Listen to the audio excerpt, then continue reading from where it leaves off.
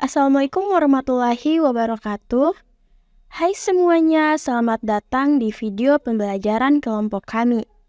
Di sini kita akan membahas mengenai farmakokinetik dalam kondisi khusus pasien gagal ginjal. Dengan visual yang menarik dan penjelasan yang mudah dipahami, sebelum kita mulai, perkenalkan kami dari kelompok 4 dengan anggota. Yang pertama yaitu Bella, yang kedua Lastriani Jelwalos, yang ketiga Pratiwi Dukalang, yang keempat Desi Putri Sariasin, yang kelima Sri Wahyuni Munarfa, dan yang keenam yaitu Hikmawati Mahani. Oke yuk, kita mulai.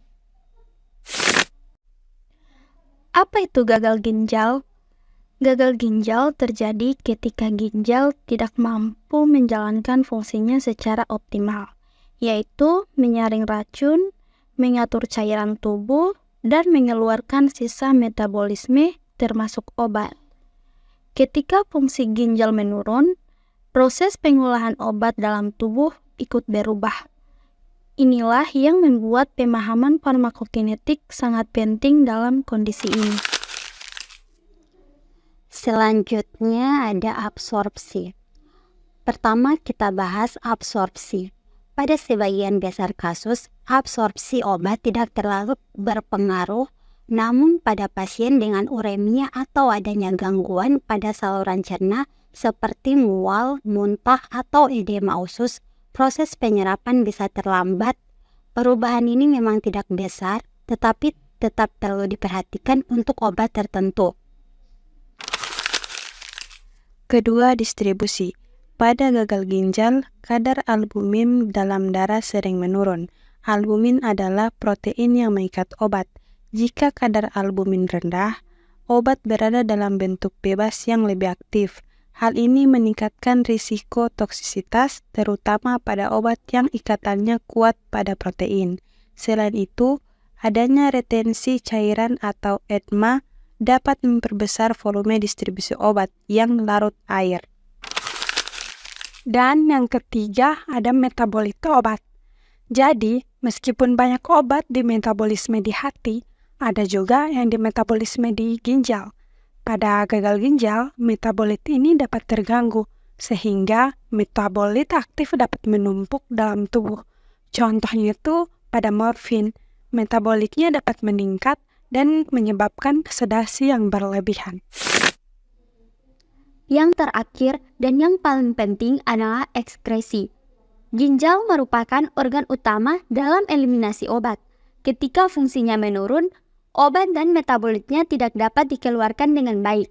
Akibatnya, waktu paruh obat menjadi lebih panjang, konsentrasi obat meningkat, dan resiko keracunan menjadi jauh lebih tinggi.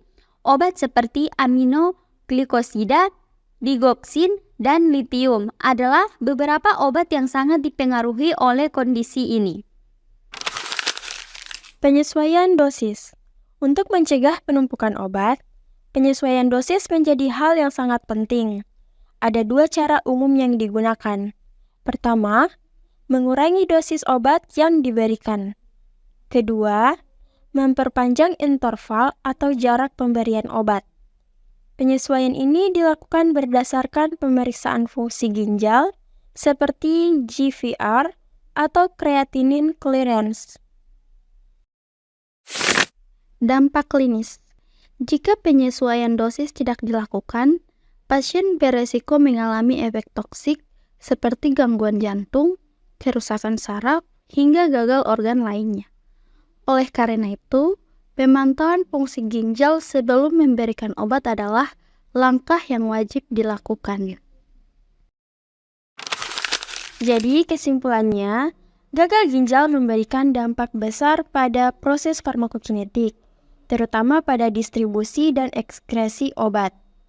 Pemahaman mengenai perubahan ini membantu tenaga kesehatan dalam memberikan terapi yang lebih aman dan efektif.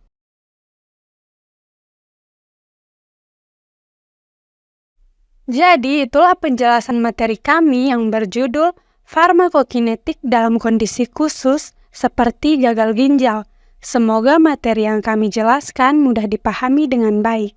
Terima kasih kami ucapkan kepada Ibu Apoteker Rini Daud Supu, Magister Farmasi, selaku dosen pengampu mata kuliah farmakokinetik. Mungkin video kami cuma sampai di sini.